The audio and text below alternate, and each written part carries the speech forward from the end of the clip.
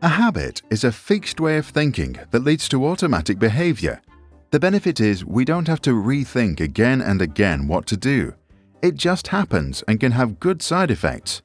But a bad habit can also hurt us or hold us back from progressing, although, like anything, we can learn and unlearn them. But first, let's try to understand where they come from. Habits are made by experiences creating fixed ways of thinking inside our brain.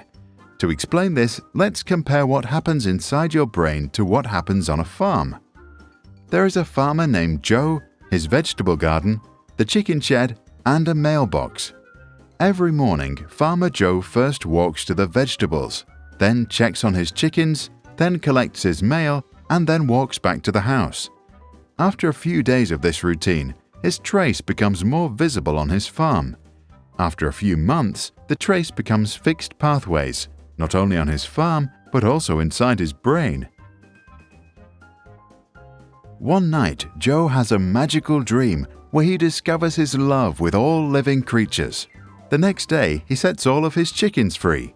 The funny thing is though, instead of adjusting his behavior, he still walks blindly from the vegetable garden to the chicken shed. The trace on the ground and inside Joe's brain is now just too deep. To leave the path of habit, we have to go down a new road. This takes time and multiple repetitions of our new desired behavior and willpower to keep going. A habit is often a response to a certain trigger, which is followed by a routine and usually ends with a reward. This is also called a habit loop. Joe's trigger is the vegetables. As soon as he waters his last tomato, he starts his next routine to automatically walk to the chickens. His reward is to find eggs. And because rewards release dopamine, a neurotransmitter that makes our brain first happy and then hooked, we get stuck and can't let go anymore. Joe's sister lives in the city. She has a funny habit. Whenever she hears her phone, she automatically looks at the screen. Most of the time, it's just a random, irrelevant message. This happens even if something far more important was happening right at that moment. The sound from the phone triggers a routine in the hope for a sweet reward and some of that addictive dopamine. To change a habit, journalist Charles Duhigg recommends redesigning the habit loop. Say you like going to the movie theater, but whenever you do, you eat too much of that sweet popcorn. In this case, your trigger is the popcorn stand that you pass by whenever you go to the movies.